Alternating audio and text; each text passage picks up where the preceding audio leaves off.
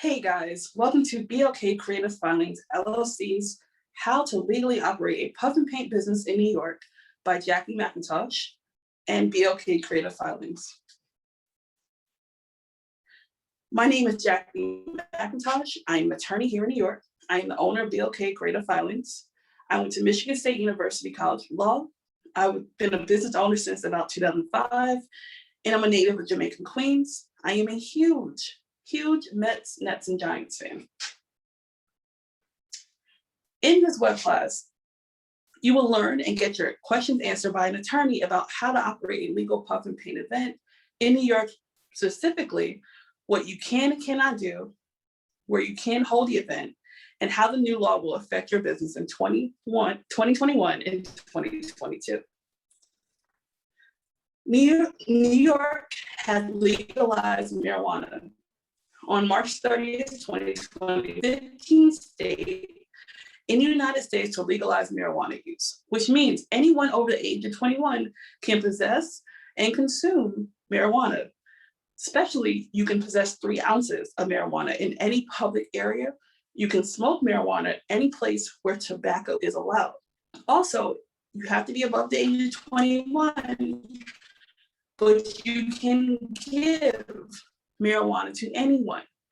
So again, I want to really specify the word give. Can't sell, but you can give. Currently, you cannot sell cannabis. So this will not be about how to sell cannabis. You simply can't. There is a timeline for when there will be retail sales to sell cannabis, but it's not until 2022. And also the licenses are going to be very expensive. Smoking cannabis is still not permitted in schools, workplaces, inside restaurants, or inside a car. What is a puff and paint? Pretty much it's an interactive event in cannabis. It's, generally DJs or something like that. There's always something to it. It's a really fun event. They're really popular in New York. However, they were illegal to really do because you weren't allowed to consume marijuana supposedly in New York. So they were done, but they were kind of really underground. But now they don't really have to be. Can you sell weed at your puff and paint? Absolutely no. No, this is not, you can't sell. That is the biggest part of this law. You can buy weed, it's really weird. You can buy for personal use, but you can't sell. So it's a little weird. So how can someone legally operate a puff and paint? Well, you can, one, provide a place that is cannabis friendly, that people can consume and paint their own, or use their own weed or cannabis or edible and just participate in the event. You can supply art supplies, a DJ. The atmosphere is kind of about cultivating an event that is very cannabis friendly and that people can consume while participating. Think about it almost like a BYOB, but it's BYO, bring your own blunt type situation. I suggest providing adjunct cannabis services such as rolling papers, having someone actually roll, because a lot of people are going to be trying this for the first time, but yet they don't know how to roll a blunt, or they don't know how much edible they can do. You can make it really, really cannabis friendly. Also, you can gift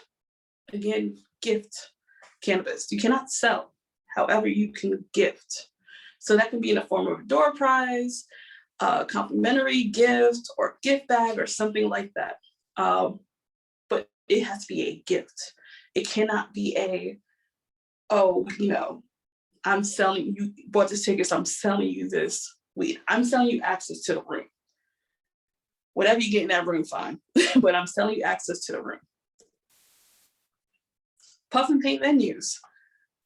So again, if we're talking about smoking marijuana or smoking weed or whatever, generally speaking, in New York, you can't smoke in restaurants, or at least inside restaurants. There are really few exceptions, such as like cigar bars and like member-only clubs. However, you can consume cannabis in any number of ways. So consider maybe doing an event as edibles or infused food, or allowing people to smoke outside. Because again, because it's legal to smoke a cigarette on the sidewalk, they can do that. They can just smoke a blunt and then come in and participate. Consider using venues for courtyards or backyards or rooftops. Maybe doing, we have summertime coming here in New York. It was 70 degrees today. Maybe consider doing an event outside. That's fine. And they could smoke and participate in painting or whatever event you're doing. Or use a private residence where the owner allows smoking. So Airbnb, peer space, someplace is private and the owner doesn't mind. Things to keep in mind. Again, keep in mind, you cannot sell weed. You have to make it very clear that you're not selling weed. However, you're selling a cannabis-friendly event that weed may be there. It could be BYOC, bring your own cannabis, or bring your own blunt, whatever, but you can't sell weed. You can gift weed, and you can only gift it to someone who's 21 and above, so your event should be 21 and above. Again, probable cause, like people are always concerned about police. That's why they do it really secretive and all that stuff. Police, probable cause is no longer. However, probable cause could be smelling weed from a location where there should not be any type of smoke coming out of it.